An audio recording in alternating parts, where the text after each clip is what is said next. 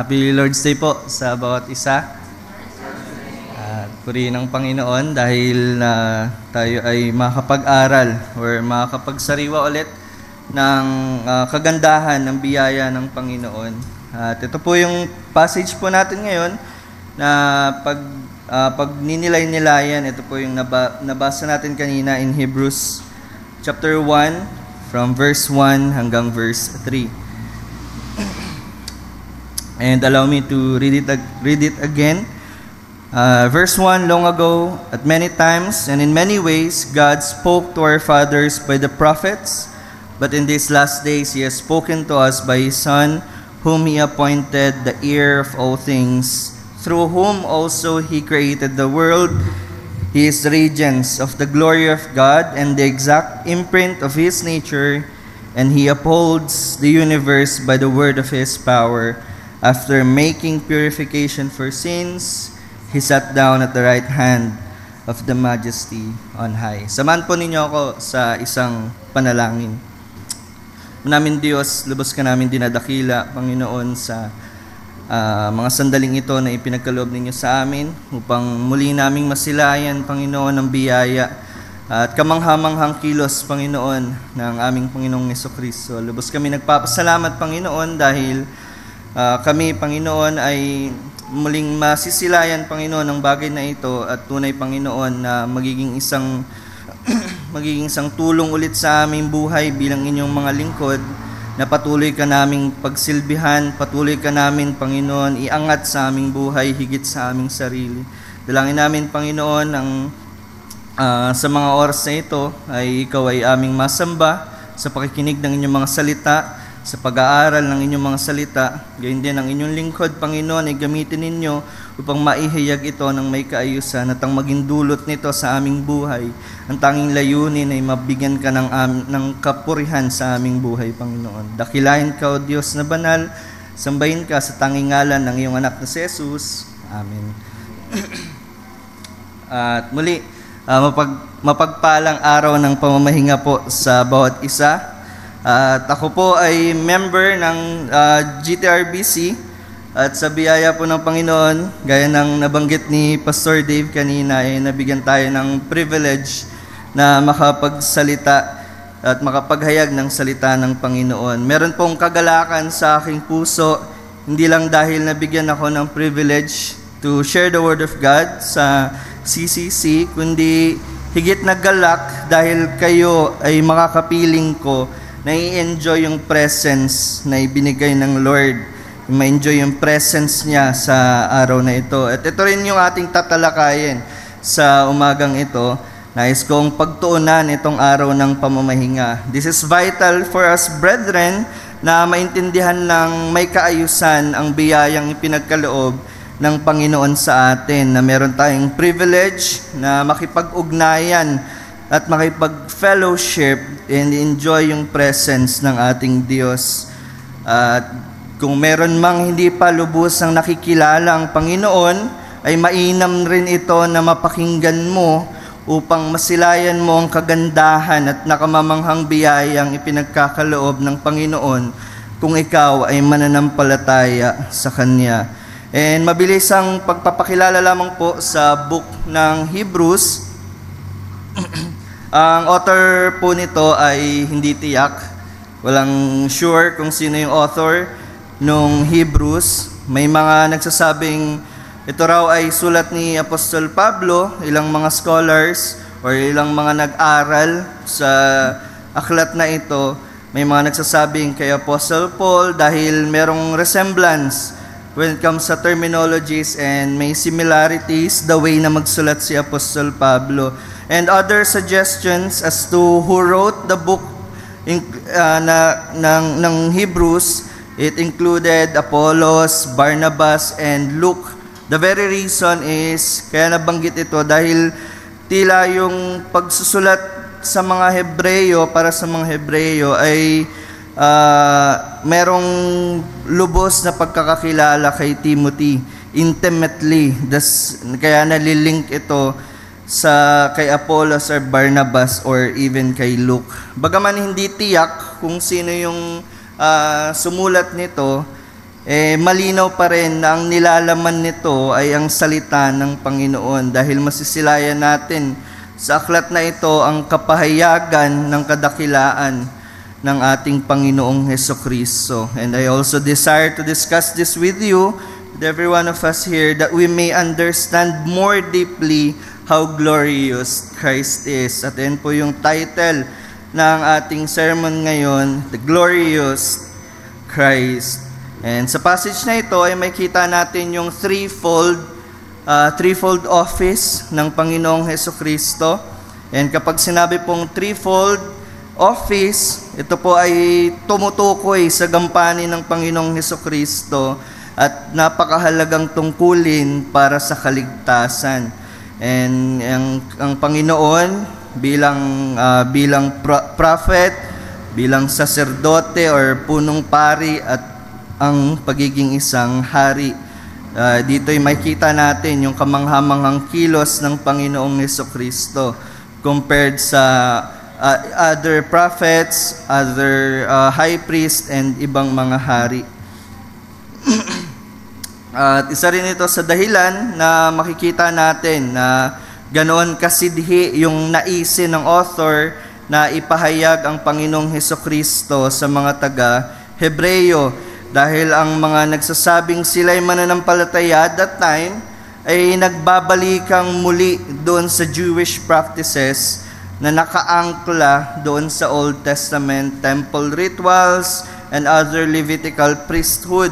So yan yung isa, kung mapapansin natin sa panimula, yan yung pinaka masisilayan natin. Mapapansin natin sa verse 1, which is ito na rin yung una nating punto, ng Panginoong Hesukristo, ang huling propeta. Sabi diyan sa verse 1 and verse 2, long ago, at many times and in many ways, God spoke to our fathers by the prophets. But in these last days, He has spoken to us by His Son, whom He appointed the heir of all things, through whom also He created the world. So itong long ago ay tumutukoy sa mga kaganapan sa lumang tipan, na ang Diyos ay gumagamit ng mga propeta to deliver the message, His message. Kagaya nung nangyari kay Saul, siya ay lumapit kay Prophet Samuel, si David ay lumapit kay Nathan, si Naaman ay lumapit kay Elisha, and ilan lang yan sa mga kaganapan na nagpapakita or nagpapatibay na mahalaga yung tungkulin ng mga prophet that time. Dahil sa panahon ng walang katiyakan, ay nangangailangan sila ng salita ng Diyos. At ito ay ang pag-deliver ng mga prophet ng salita ng Panginoon. Again, sinabi sa verse 1, long ago, at many times and in many ways, God spoke to our fathers by the prophets. And in verse 2, but in these last days, He has spoken to us by His Son, whom He appointed the heir of all things, through whom also He created the world. So makita natin yung ginawa ng author, hindi niya inisang tabi ang katotohanan na mahalaga yung mga prophet that time in the Old Testament. Hindi niya binaliwala ito, ngunit binigyang linaw niya na ang kaganapan noon ay iba na in these last days. Dahil sa New Covenant, ang Diyos ay ang nagsasalita sa pamamagitan ng Panginoong Hesukristo. Kaya ngayon nabanggit kanina yung sa John 1 verse 1, in the beginning was the Word, and the Word was with God, and the Word was God. Kung mapapansin po natin na pagkakasulat ay makikita natin na parang naka-capital W siya, yung Word, and ginagamitan ng the, and this means that there is a being na tinutukoy. In Jewish practices that time, kapag binabanggit nila, when they say the Word of God, or yung term na yun, the Word of God, or the Word, sila po ay nagre-refer sa Diyos mismo. Ang ibig sabihin noon ay tinutukoy nila yung Diyos. Kapag nagbabanggit sila ng this is the Word, or this is the Word of God, they're directly referring sa Diyos. Kaya ganito yung panimula ni Apostle John, kung mapapansin natin, in the beginning was the Word. So ginamit niya yung yung pamamaraan yung pamamaraan ng mauunawaan ng mga Hudyo that time, yung kanyang ipapahayag.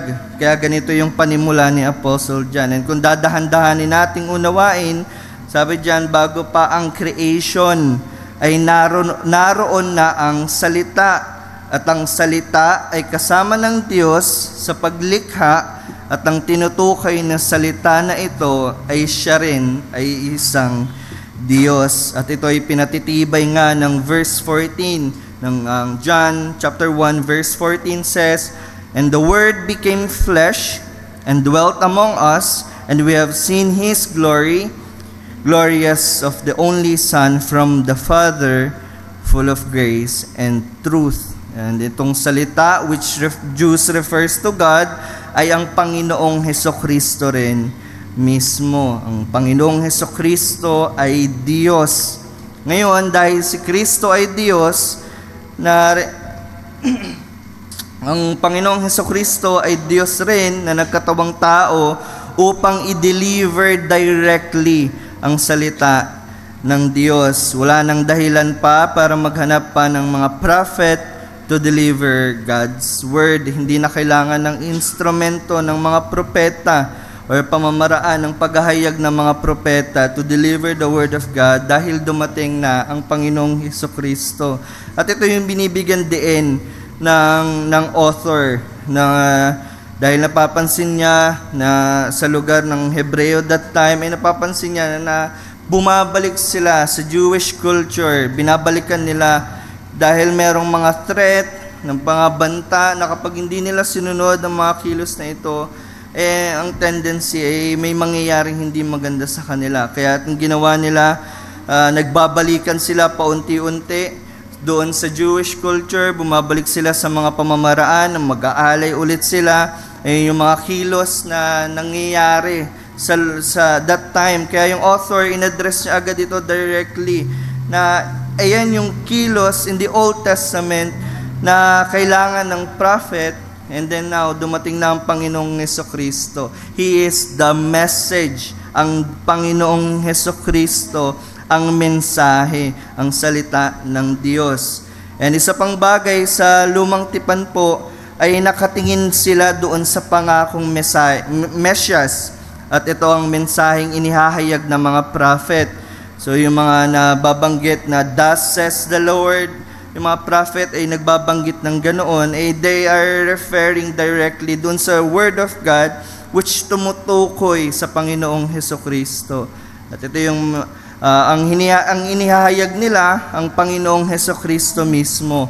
Kaya kung dumating na ang Panginoong Hesukristo na inihahayag ng lumang tipan ng mga propeta na si Kristo ang katuparan ng pangako ng Diyos, wala nang dahilan pa para bumalik pa sa mga old practices. Christ is the message, at siya rin mismo yung naghayag ng mensahe.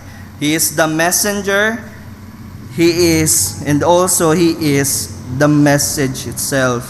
Siya mismo ang salita ng Diyos, dahil siya yung pangako ng Diyos Ama na nagaganap sa tungkulin or sosolusyon sa malaking sumpa ng mga makasalanan. And si Kristo ang buong kapahayagan ng salita ng Diyos, and no prophet before Him carried this fullness of His divine revelation. Walang mga propetang may kakayanang maihayag ito, dahil ang Panginoong Hesukristo lamang ang makakapag-reveal ng kanyang sarili.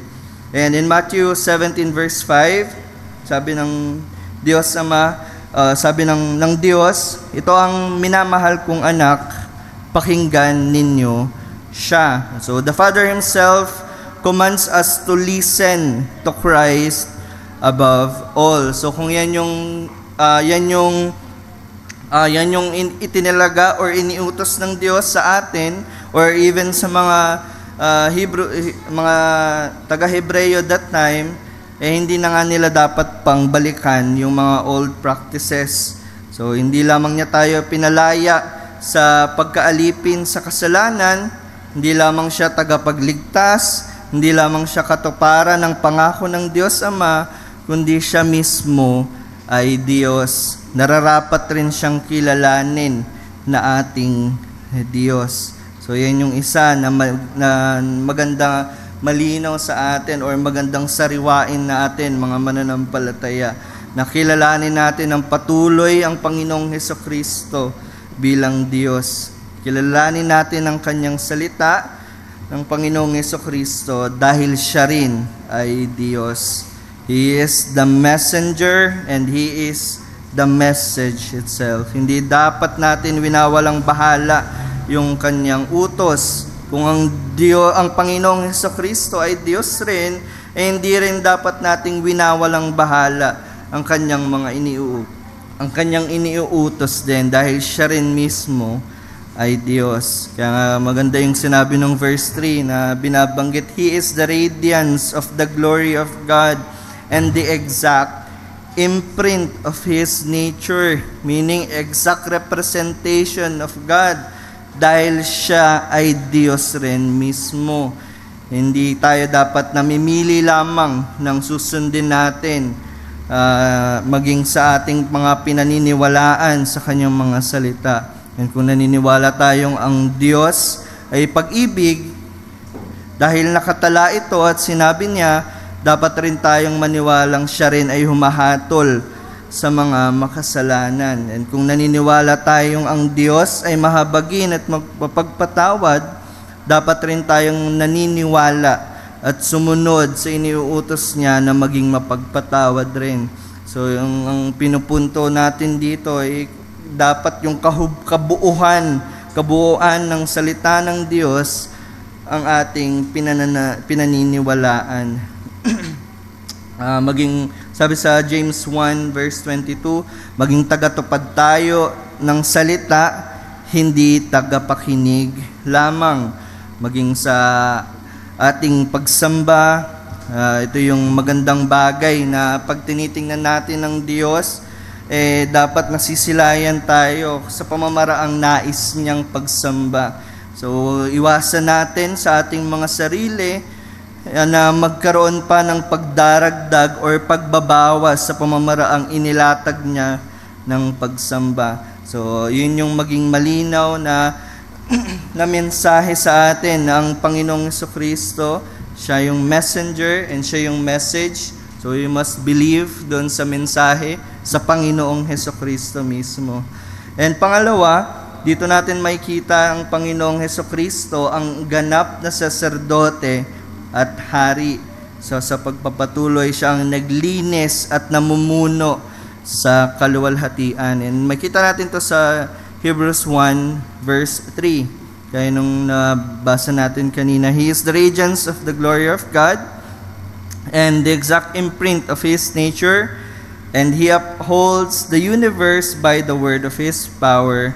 After making purification for sins, He sat down at the right hand of the Majesty on high. So makita natin dyan yung after making purification for sins.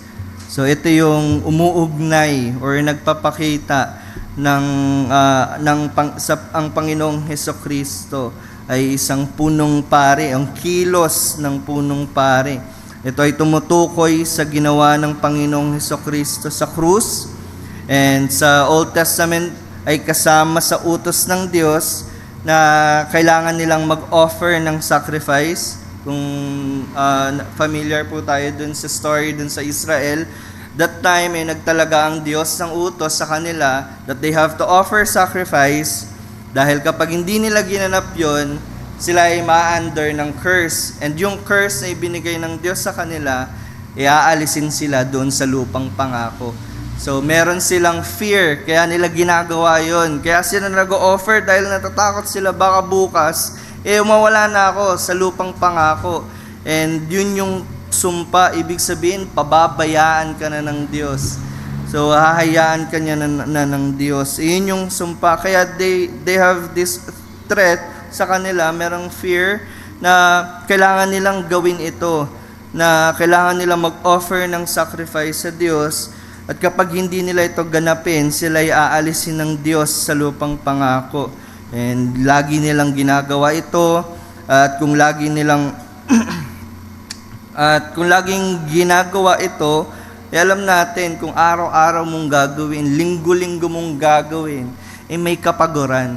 Mapapagod ka kasi araw-araw kang maghanap ng nakatalaga na offering na kalugod-lugod sa Diyos. Hahanap ka, araw-araw kang kikilos para sa araw ng pagsasacrifice, maganap mo ito. So kung lagi mo siyang ginagawa, may kapaguran. And imagine yung pagod ng mga Israelite that time, having the fear na mawala sila doon sa lupang pangako. The same time, may kapaguran sila dahil nagsasacrifice sila. And kung ganoon na yung pagod ng mga Israelite that time, paano pa yung mga punong pari? Yung high priest po that time, ito yung duty nila. Yung mga sacrifice na in-offer, sila po yung nagpe-prepare ng sacrifice na iyon. And then, ang gagawin nila, sila rin po ang mag-offer, papasok sa Holy of Holies para i-offer yung sacrifice.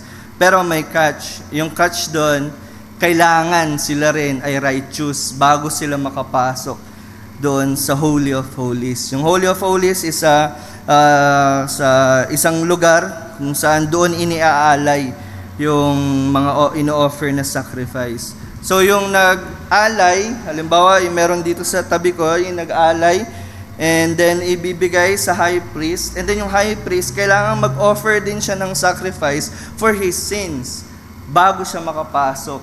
And kaya ganoon, kung makikita natin, may kapaguran, merong takot, may pangamba. Kapag pumasok kasi yung high priest doon nang hindi siya malinis at matuwid, tutupukin siya ng Diyos.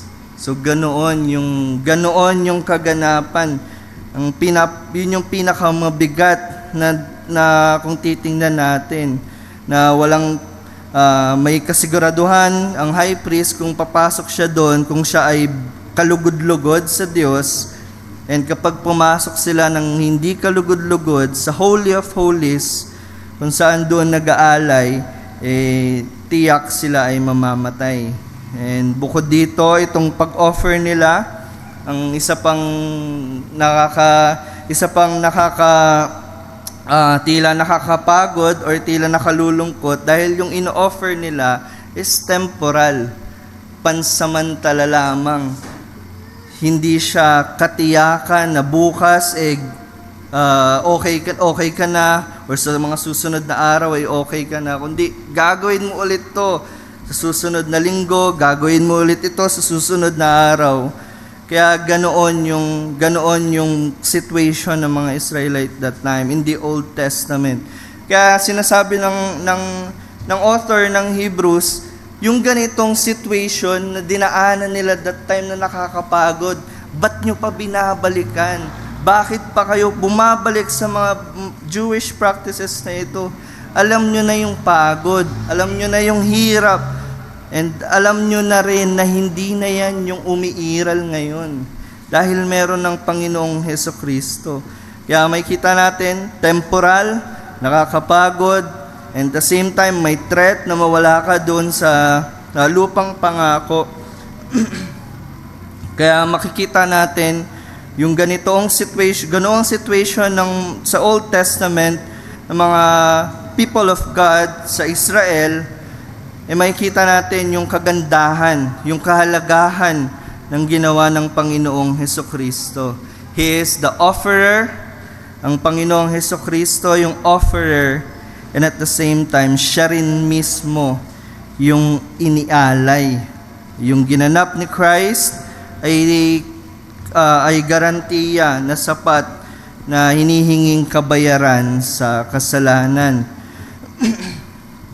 Ito yung isang event na kung saan merong priest na tinupok ang Diyos, na makita natin sa Leviticus 10 verse 1 and 2.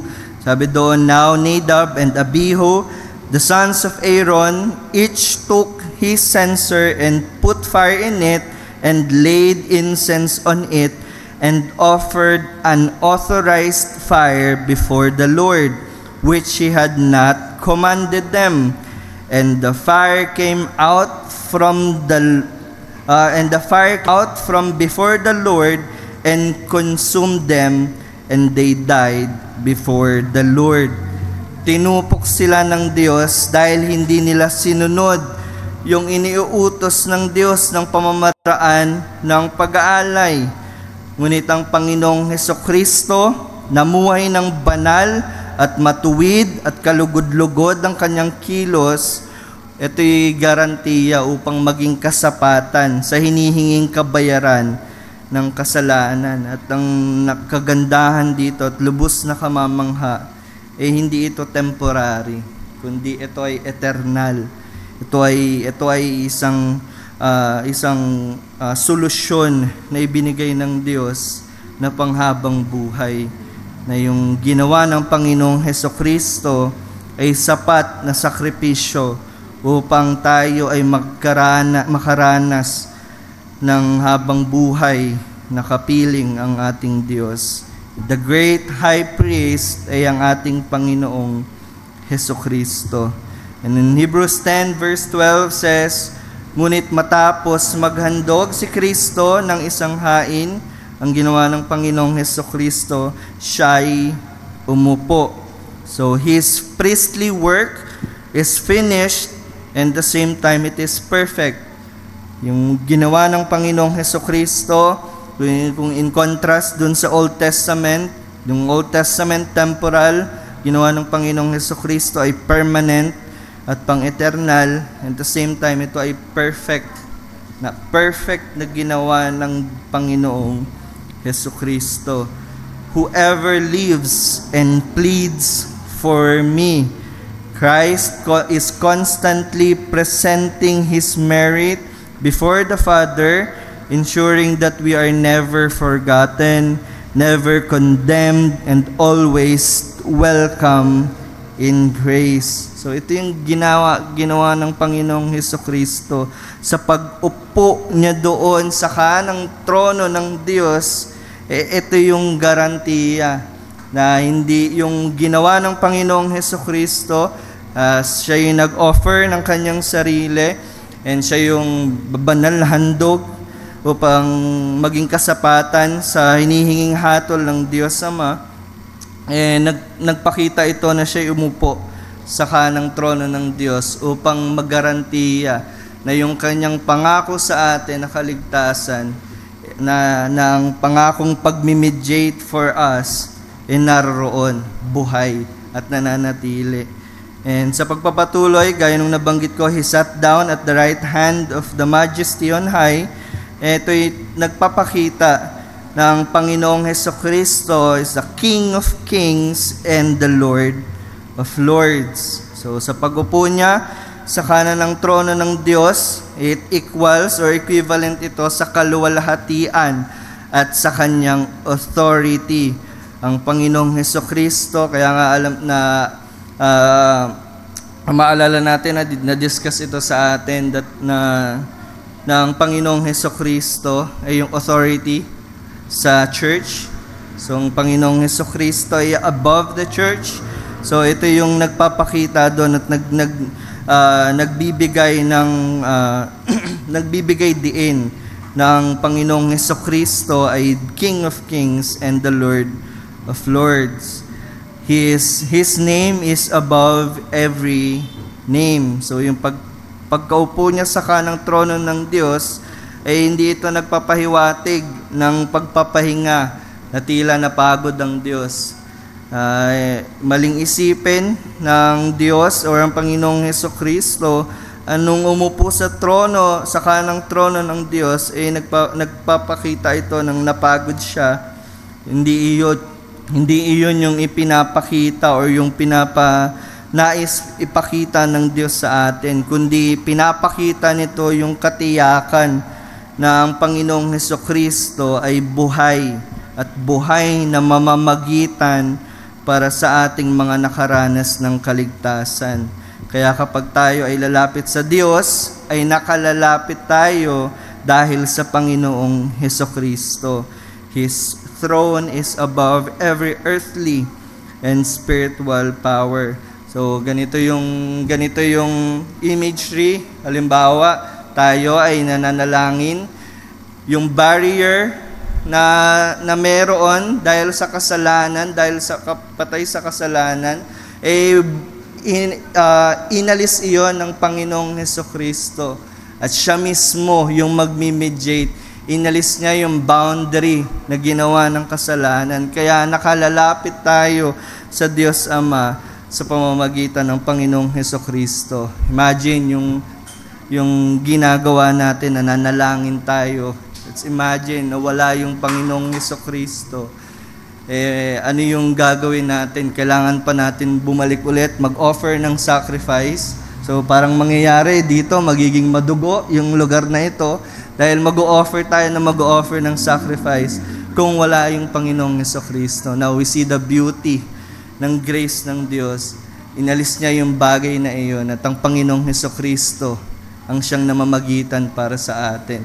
Kaya nga binabanggit natin, in Jesus' name. Lagi nating binabanggit kapag nananalangin tayo. For us na make sure natin na marirecognize natin palagi yung ginawa ng Panginoong Hesukristo.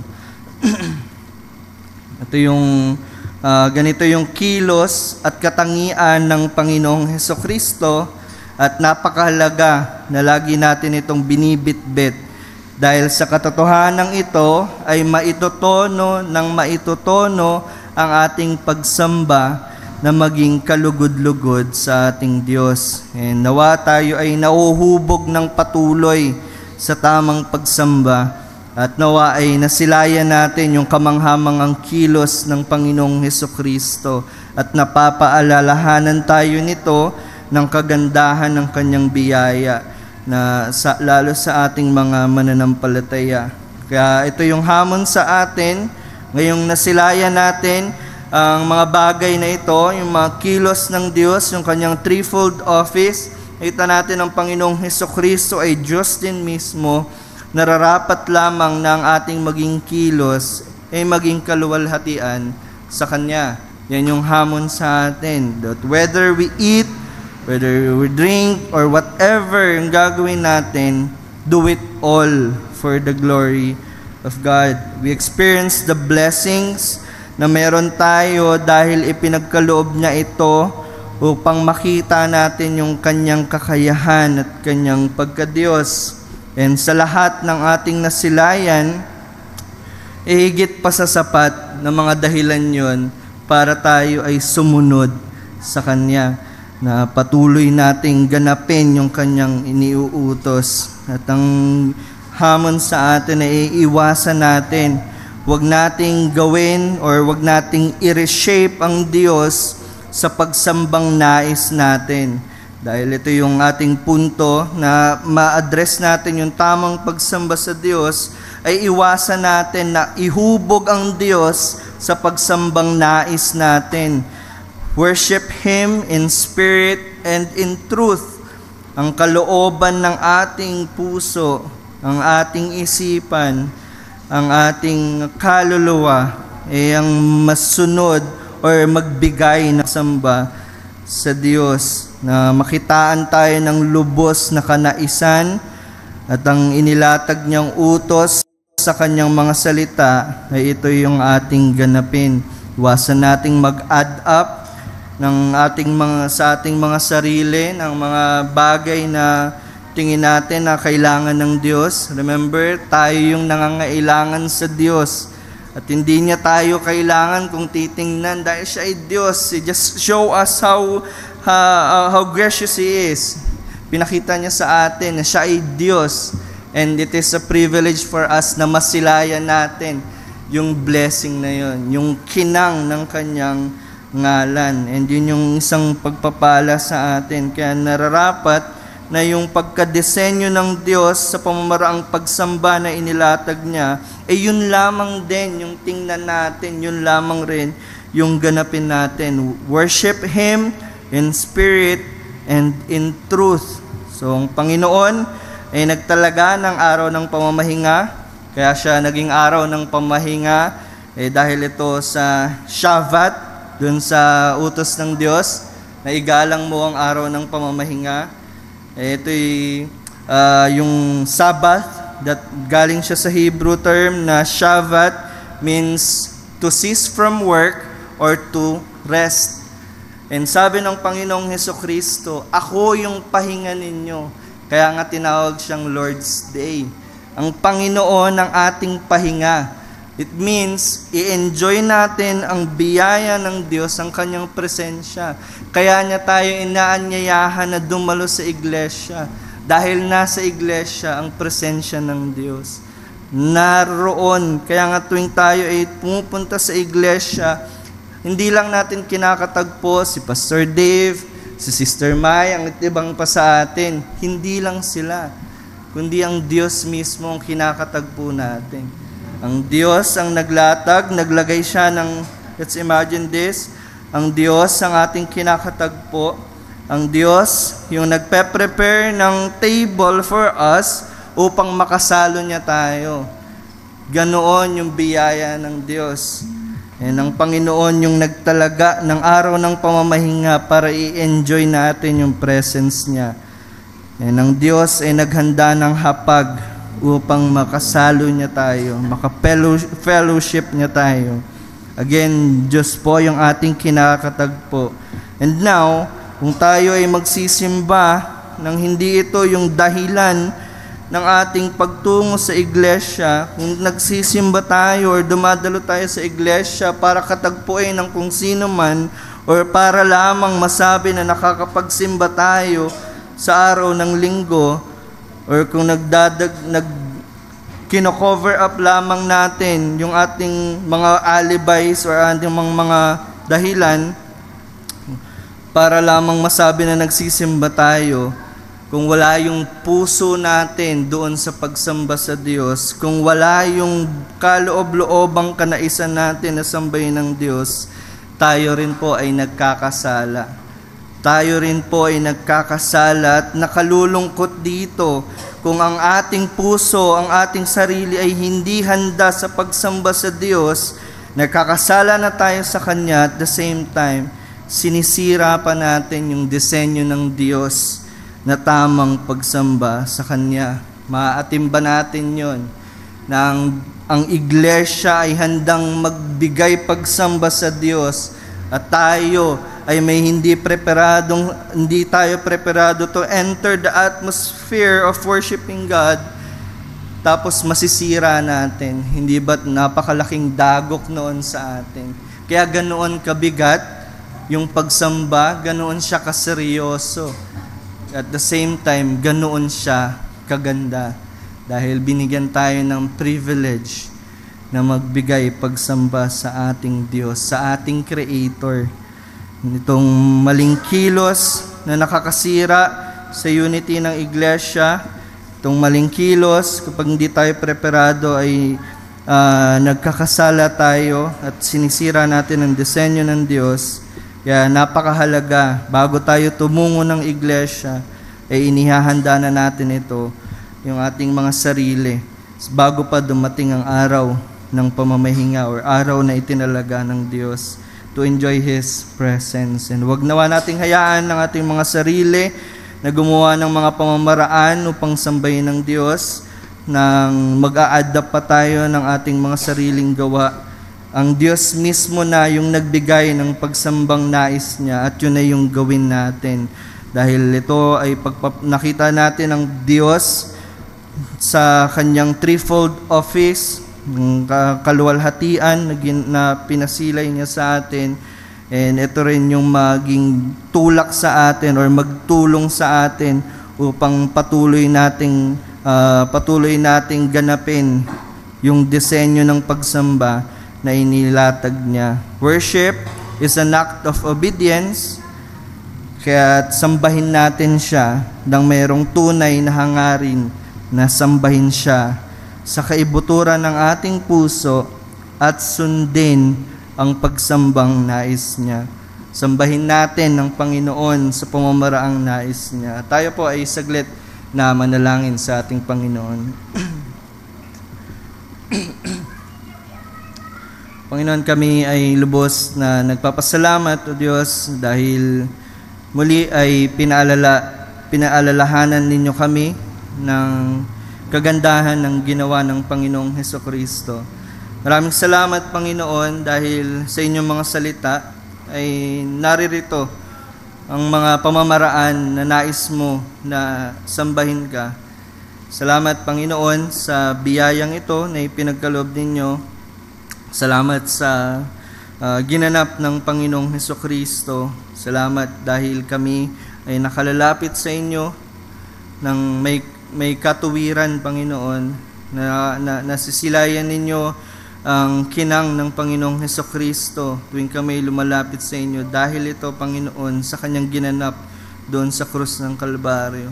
Tulungan ninyo kami, Panginoon, kaming mga mananampalataya ninyo, O Diyos, na nagsasabing kami ay tunay na mananampalataya, ay masilayan sa aming buhay, Panginoon, ang lubosang kanaisan na mabigyan ka ng kapurihan.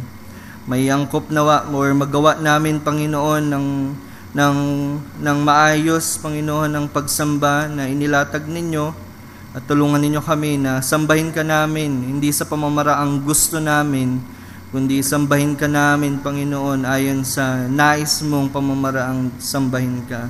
Dalangin namin, Panginoon, ang patuloy na pagyabong ng katotohanan sa inyong mga salita sa aming buhay, at patuloy, Panginoon, na dalangin namin ang inyong mga salita ay patuloy na hamunin kami at i-shape kami nito, Panginoon, sa kabanalan, Panginoon. Maraming salamat, O Diyos, sa lahat ng pagpapala ninyo. Lubos ka namin dinadakila at iniaangat sa tanging ngalan ng iyong anak na si Jesus. Amen.